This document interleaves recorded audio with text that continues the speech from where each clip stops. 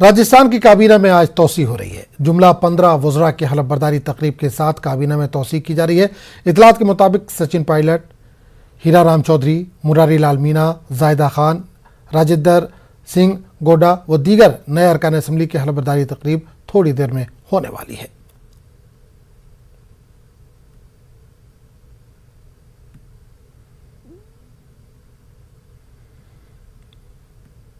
और राजस्थान काबीना में मेयर लीडर जाहिदा खान को काबीना में जगह दी गई है। बतौर वजीर ममलकत जिम्मेदारी संभालने वाली जाहिदा खान का कहना है कि मेरा खानदान आज़ादी से पहले सियासत में है और सियासत मुझे विरासत में मिली है।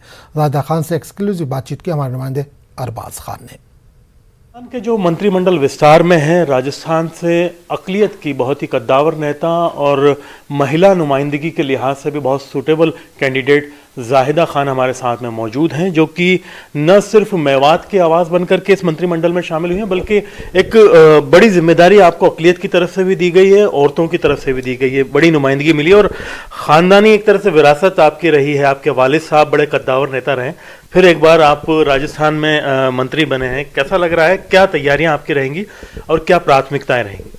सबसे पहले तो मैं आपको यही बताना चाहूँगी कि मेरी तीसरी पीढ़ी है ये।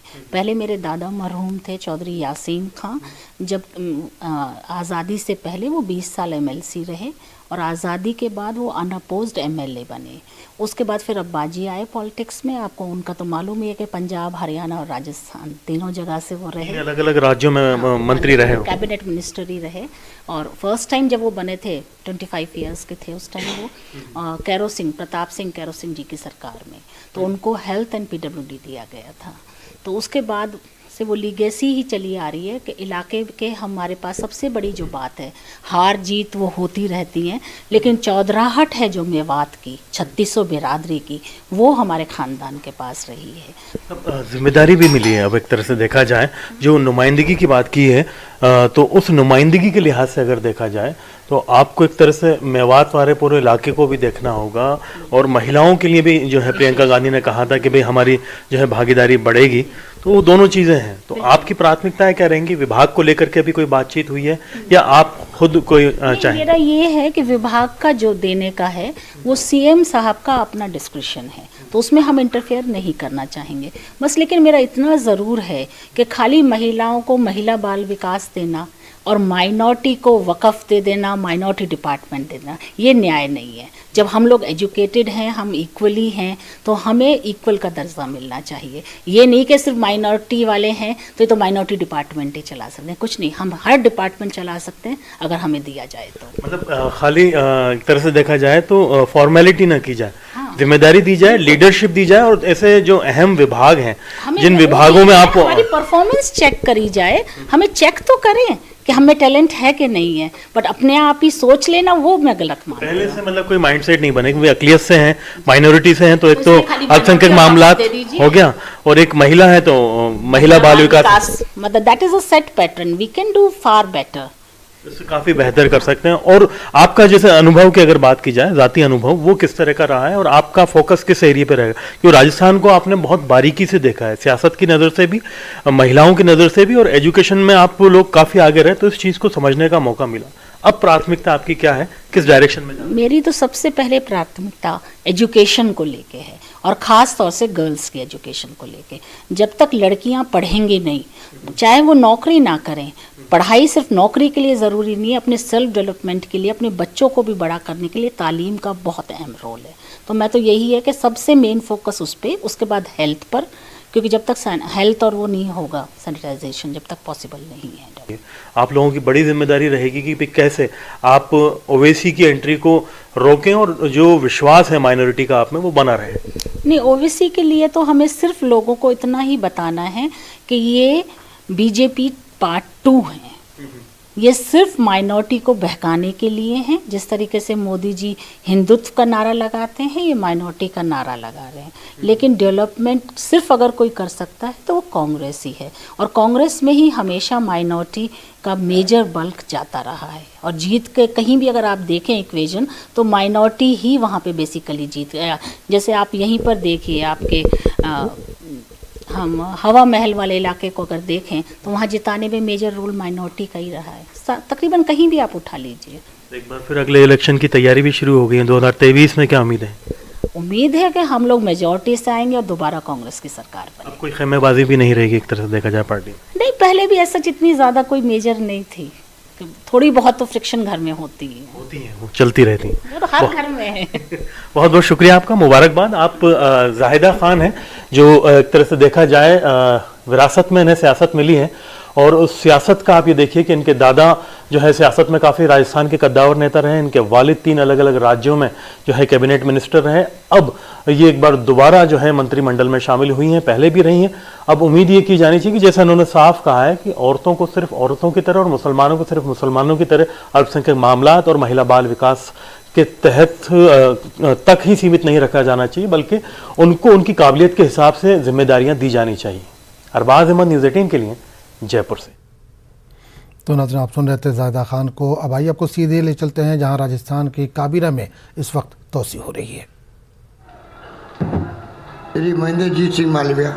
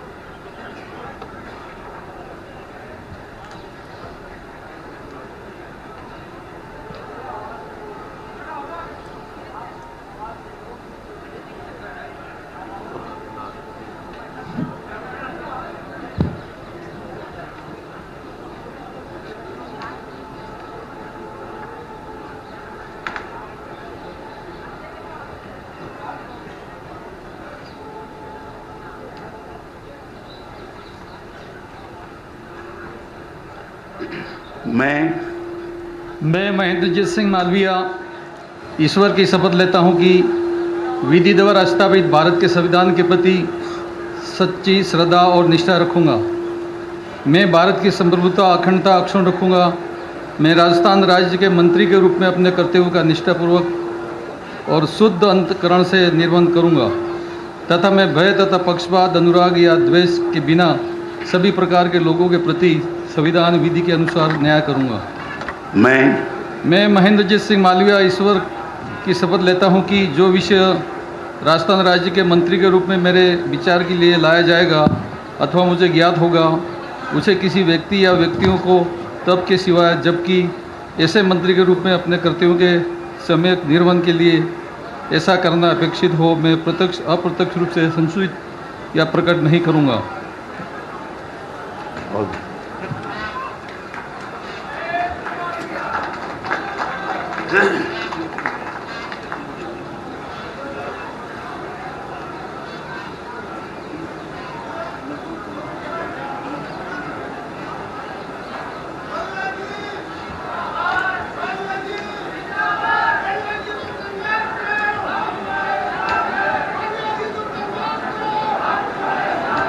श्री रामलाल जाट।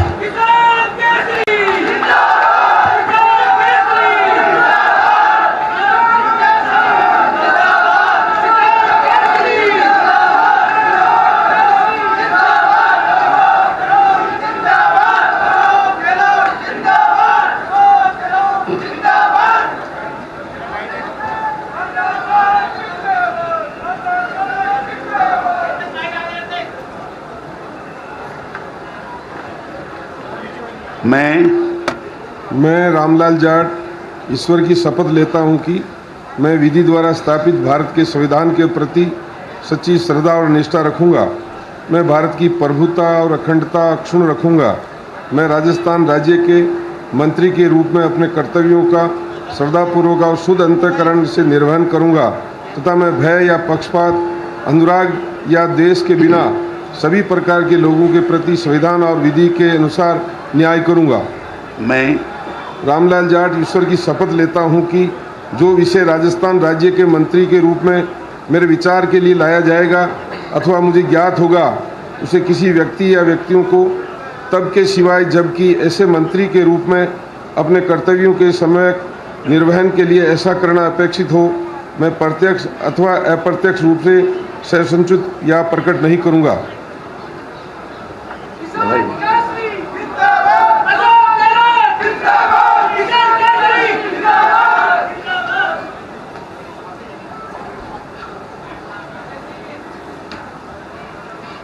तो राजस्थान काबीना में इस वक्त तोसी का सिलसिला जारी है। तकरीबन 15 नए वज़रा वो हलफ लेने जा रहे हैं या हलफ ले रहे हैं। अभी फिलहाल आगे बढ़ेंगे दूसरी खबर की तरफ। सिंघू बॉर्डर पर संयुक्त किसान मोर्चा की मीटिंग इख्तिताम पजीर हो गई है। मीटिंग में किसान लीडरों ने फैसला लिया कि पहले से तयशुदा प्रोग्राम तब्दील नहीं होंगे। लखनऊ में किसान महापंचायत कल होगी, जबकि दिल्ली में पार्लियामेंट मार्च तयशुदा तारीख पर निकाला जाएगा। किसानों की आइंदा मीटिंग 27 नवंबर को मुनक्किद होगी, जबकि इसी बीच कल के दिन मरकजी काबीना की मीटिंग बुलाई गई है, जिसमें ज़राई क़ानून को वापस लेने की तजवीज़ को मंजूरी मिल सकती है।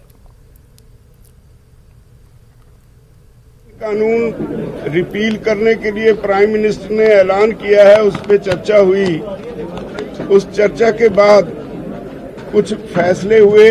प्रोग्राम पहले से तय किए गए हैं एसकेएम की तरफ से, वो कंटिन्यू करेंगे, वो बाकायदा जारी रहेंगे। 22 को लखनऊ में किसान पंचायत होगी और 29 का वो जो पार्लियामेंट कूच है वो that stands as it is, वो अभी वैसे ही रहेगा। कि प्राइम मिनिस्टर को एक ओपन लेटर लिखी जाएगी जिसमें जो मांगे बकाया रह गई उसके बारे में जिक्र किया जाएगा। एमएसपी की कमेटी कैसी होगी, उसका अधिकार क्षेत्र क्या होगा, उसकी समय सीमा क्या होगी, क्या क्या वो कमेटी करेगी, ये बातें इस पे चर्चा करने के लिए। और जो बिजली शोध बिल 2020 उन्होंने हमसे वादा किया था, अभी तक पार्लियामेंट में पेश नहीं हुआ।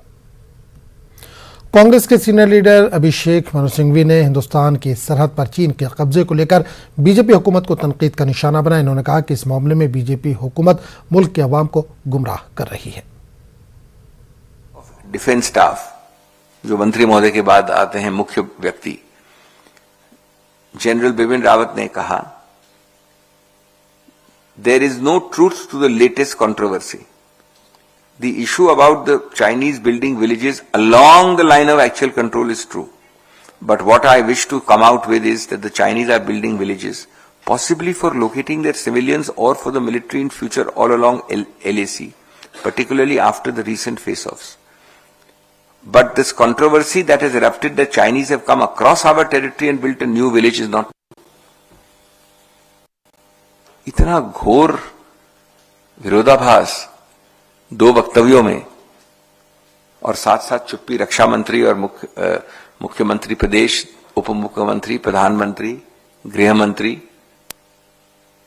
तो मैं समझता हूं कि इससे ज्यादा घिनौना हरकत राष्ट्रीय सुरक्षा का विषय में नहीं हो सकती। निंदनीय है। ये कोई विचित्र परिभाषा है, एक नई डिक्शनरी है। खबरों का सिलसिला जारी रहेगा, लेकिन एक छोटे से वक्फे के बाद।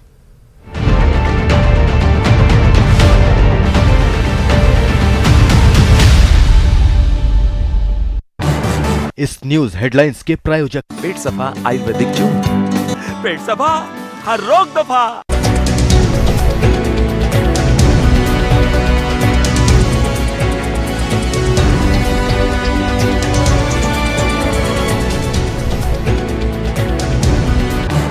इस न्यूज हेडलाइंस के प्रायोजक पेट सफा आयुर्वेदिक चूर्ण। पेट सफा, हर रोग दफा। जो भी आप न्यूज़ 18 के द्वारा कर रहे हैं, we are hoping that more and more young women realise challenges हमेशा है, रहेंगे भी, मगर उसके साथ अपॉर्चुनिटीज जो भी एवेन्यूज है डेवलपमेंट के और ग्रोथ है वो बहुत ज़्यादा है। वो कैसे लेवरेज करें, आप इस कैंपेन के द्वारा आप हाईलाइट कर रहे हैं। Through this more and more young women will be देखेंगे, सुनेंगे और इंस्पायर होके आगे बढ़ के सोसाइटी में बहुत अच्छा नाम कमाएंगे। उत्तराखंड में आइंदा साल असेंबली इंतखाबात के पेश नज़र हरिद्वार में वज़ीर आला केजरीवाल ने कई वादे किए। केजरीवाल ने कहा कि उत्तराखंड में इक़्तिदार पर आने के बाद दिल्ली की तरह उत्तराखंड में भी तीर्थ यात्रा योजना शुरू की जाएगी। मुसलमानों के लिए अजमेर शरीफ की ज़ियारत का इंतजाम किया जाएगा, जबकि सिखों के लिए करतारपुर साहिब के दौरे का इंतजाम किया जाएगा। केजरीवाल ने ऑटो रिक्शा वालों से आम आदमी पार्टी की हिमायत करने की अपील की है। आज मैं ये ऐलान करने आया हूं कि आम आदमी पार्टी की सरकार उत्तराखंड में बनेगी। तो उत्तराखंड वासियों की भी बहुत इच्छा है कि वो अयोध्या जी के दर्शन करें। मैं बहुत सारे लोगों को मिलता हूं, उनसे बातचीत करता हूं, सबकी इच्छा है कि प्रभु श्री राम के दर्शन करके आएं। बहुत सारे लोग पैसे की कमी के कारण नहीं जा पाते। तो आज मैं ये ऐलान करने आया हूं कि आम आदमी पार्टी की सरकार बनेगी तो दिल्ली की तर्ज पे यहाँ पे भी तीर्थ यात्रा योजना चालू करेंगे और उत्तराखंड के सभी लोगों को अयोध्या जी के फ्री में दर्शन कराएंगे। आना जाना रहना खाना पीना सब मुफ्त होगा। एसी ट्रेन से ले जाएंगे, एसी होटल में ठहराएंगे, ताकि सब लोग सहूलियत के साथ कंफर्ट के अंदर अयोध्या जी के दर्शन करके आ सकें। इसके साथ साथ अपने मुस्लिम भाई भी हैं, उनके लिए अजमेर शरीफ का प्रावधान रखेंगे और जो अपने सिख भाई हैं उनके लिए करतारपुर साहब का जो अभी शुरू हुआ है 2 दिन पहले, उसका प्रावधान रखेंगे। उनको वहाँ पे फ्री में दर्शन करा के आएंगे। तो मैं समझता हूँ कि सब लोगों को ये पसंद आएगा। हमारी पहली पार्टी है जो कि जनता के मुद्दों के ऊपर काम करती है। हमारी पहली पार्टी है जो कि आके कहती है कि हमें वोट दो, हम आपका लोक भी सुधारेंगे और परलोक भी सुधारेंगे। पीडीपी सदर महबूबा मुफ्ती ने आज श्रीनगर में अपनी रिहाइशगाह से राजभवन तक एहतजाजी मार्च निकाला। हालिया हैदरपुरा इनकाउंटर में हुई हलाकतों के खिलाफ ये एहतजाज किया गया। पीडीपी सदर ने पार्टी वर्करों के साथ राजभवन में दाखिल होने की कोशिश की, ताहम पुलिस ने इन्हें आगे बढ़ने नहीं दिया। इस मौके पर महबूबा मुफ्ती ने हैदरपुरा इनकाउंटर की अदालती जांच का अपना मुतालबा दोहराया। पीडीपी सदर ने कहा कि लवाकिन के साथ इंसाफ किया जाए और इन्हें मुआवजा दिया जाए। महबूबा मुफ्ती ने एलजी और यूनिफाइड कमांड के अरकान से मुतालबा किया है कि इस वाक़े पर माफ़ी मांगे। इन्होंने आमिर की लाश भी लवाकिन के हवाले करने की मांग की। आपको पता है कि यहाँ तो इन्होंने जमहूरियत का जनाजा निकाल रखा है। यहाँ तो किसी को बात नहीं करने देते, किसी को प्रोटेस्ट नहीं करने देते हैं। यहाँ तो सारे दरवाजे इन्होंने बंद कर रखे हुए हैं। तो ये जो जुल्म सितम हो रहा है, इसके लिए इनको माफ़ी मांगनी चाहिए। जो 3 लवाकिन, जो जिनके लवाकिन हैं, जो चाहे मुदस्सिर साहब थे, चाहे अल्ताफ साहब थे, चाहे आमिर मागरे है, वो बेगुनाह थे। उन पे इल्ज़ाम लगाया गया कि ये लोग जो हैं ये मिलिटेंट थे, ओवरग्राउंड मिलिटेंट थे, ये हाइब्रिड मिलिटेंट थे। वो इल्ज़ाम वापस लेना पड़ेगा और जुडिशियल इंक्वायरी करके जो इसमें मुलविस है उनको सख्त से सख्त सज़ा दे के जो इसमें लोग हैं, एक तो उनको कंपनसेशन देना पड़ेगा और एलजी साहब को खुद। भारत के अपने शॉर्ट वीडियो शेयरिंग ऐप चिंगारी ने क्रिप्टो सोशल टोकन गारी के साथ क्रिप्टो करेंसी बाजार में धमाकेदार कदम रखा है। सुपरस्टार सलमान खान गारी के ब्रांड एम्बेसडर हैं। चिंगारी ऐप भारत में काफ़ी मकबूल हो रहा है और सोशल मीडिया कैटेगरी में बेस्ट ऐप का खिताब भी हासिल कर चुका है। चिंगारी ऐप न सिर्फ कंटेंट क्रिएटर्स बल्कि व्यूवर्स, एडवर्टाइज़र और डेवलपर्स सबकी कामयाबी की कुंजी है। गारी का इस्तेमाल मुस्तकबिल के इन ऐप करेंसी के साथ साथ गवर्नेंस टोकन के तौर पर भी हो सकता है। आइए जानते हैं जो एक इन्फ्लुएंसर है टीना क्या कहती हैं इस बारे में। इन्फ्लुएंसर या क्रिएटर, ये कोई सीरियस वर्क प्रोफाइल या प्रोफेशन है? इस बात को ही कोई सीरियसली नहीं लेता। इसके 2 रीजंस हैं, कंटेंट मोनेटाइजेशन की स्टेबिलिटी नहीं, और इसके आगे क्या, ये सवाल हमेशा ही रहता है। बट गारी टोकन की वजह से हमें कंटेंट मोनेटाइजेशन में स्टेबिलिटी मिल रही है। गारी टोकन की वजह से क्रिएटर्स को एक सब्सटेंशियल अमाउंट कमाने का मौका मिलेगा। लोकल मार्केट के टेम्परेरी ट्रेंड से आगे बढ़कर हम सिंसियर कंटेंट क्रिएशन पर ध्यान दे सकते हैं और इस प्रोफेशन को लॉन्ग टर्म कंटिन्यू कर सकते हैं।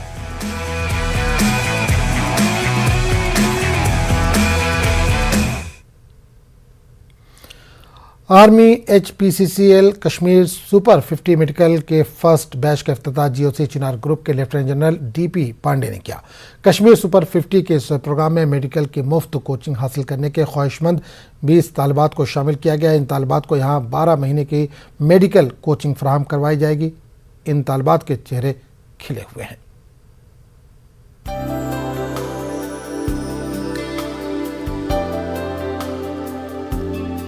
Army HPCL Kashmir super 50 medical के पहले बैच का इफ्तिताह किया गया। कश्मीर सुपर 30 के इस प्रोग्राम में मेडिकल की मुफ्त कोचिंग हासिल करने की ख्वाहिशमंद 20 तालिबात को शामिल किया गया है। इन तालिबात को यहाँ 12 महीने की मेडिकल कोचिंग मुफ्त फराहम करवाई जाएगी। न सिर्फ मेडिकल की मुफ्त कोचिंग फराहम करवाई जाएगी बल्कि पढ़ने के लिए लाइब्रेरी की सहूलत है, कंप्यूटर लैब, मेस और रेस्ट रूम की सहूलत मुहैया की जाएगी। हाईटेक क्लासरूम की सहूलत भी इन तालिबात के लिए रखी गई है। यानी कि जम्मू कश्मीर और लद्दाख में मेडिकल की मुफ्त कोचिंग हासिल करने की ख्वाहिशमंद तालिबात को बेहतरीन सहूलियात दस्तयाब रहेंगी। मैं इस प्रोग्राम के लिए मैं आर्मी को बहुत ज़्यादा अप्रिशिएट कर रही हूँ, क्योंकि वो ये ऐसा प्रोग्राम चला रही है जिसमें बच्चों को इतना बेनिफिट मिल रहा है। फ्री ऑफ कॉस्ट एजुकेशन मिल रही है, वो भी बेस्ट क्वालिटी की एजुकेशन मिल रही है। यहाँ क्या है, क्या एक तो हमारी शाम तक क्लासेस चलती है, सेकंड शाम के बाद अगर हमें कोई प्रॉब्लम हो, यहाँ पर है ना डिफरेंस जो बाहर की कोचिंग, मैंने बाहर कोचिंग ली है, वहाँ की डिफरेंस और यहाँ की डिफरेंस मैंने बेसिक थिंग देखी कि हमें यहाँ पर बहुत अच्छा गाइडेंस मिला है। श्रीनगर में चिनार कॉर्प्स ने अपने इस प्रोजेक्ट के तहत मेडिकल की कोचिंग हासिल करने वाली तालिबात को ये खास सहूलत मुहैया कराई है। इस प्रोग्राम को को पार्टनर किया है HPCL, कॉर्पोरेट पार्टनर और ट्रेनिंग पार्टनर रहा National Integrated and Educational Development Organisation NIEDO। Army के इस प्रोग्राम का अहम मकसद वादी की खवातीन को मुल्क की तामीर और तरक्की में अहम रोल अदा करने का मौका फराहम करना है और खासकर लड़कियों को तालीम का बेहतरीन माहौल फराहम करना है। चिनार कोर के कमांडर ने इन तालिबात की मुस्तकबिल में कामयाबी की अपनी नेक ख्वाहिशात का इजहार किया। जो सक्सेस इस प्रोजेक्ट का है वो इन बच्चे के सिलेक्शन का नहीं है, मगर अगर 1800 बच्चे पैन कश्मीर से इस कंपटीशन के लिए हर लेवल से लड़े हैं और वो यहाँ पर आना चाहते हैं, ये दिखाता है कि कम से कम 2000 पेरेंट्स हमारे ऊपर ट्रस्ट करते हैं और इतनी बच्चियाँ जो हैं हमारे ऊपर विश्वास करती हैं कि यहाँ पे आने के बाद में उनके अपॉर्चुनिटी मिलेगी। तो मुझे सबसे पहला तो शुक्रिया अदा करना चाहिए परिवार का, जिस परिवार ने अपने बच्चों को हमारे सुपुर्द किया है और सोचा है करने के लिए। और दूसरा, मैं इन बच्चियों के ऊपर बहुत फख्र करता हूँ कि उन्होंने ये माना कि हमारे पास आकर के इनका कुछ आगे के लिए भला हो सके। मेडिकल की इस कोचिंग के लिए तकरीबन 1800 तालिबात ने किस्मत आजमाई की थी, जिनमें से होनहार 21 तालिबात को मेडिकल की मुफ्त कोचिंग के लिए चुना गया और इस मौके पर इन तालिबात के चेहरे खुशी से सरशार नजर आए। खुश हो भी क्यों ना, बेहतरीन तालीम से ही तो हासिल किया जा सकता है औरतों का हक, कोई शक।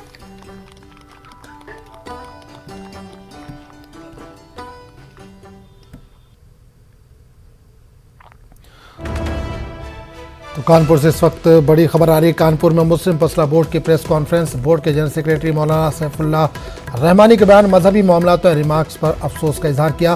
कहा हुकूमत को इस पर कानून बनाना चाहिए। कॉमन सिविल कोड मुल्क में लागू नहीं किया जा सकता। मुल्क में मजहबी आज़ादी का हक सबको हासिल है। रहमानी ने यह भी कहा मुल्क में ख्वातीन के साथ ज्यादती और जराइम में इजाफा हुआ है।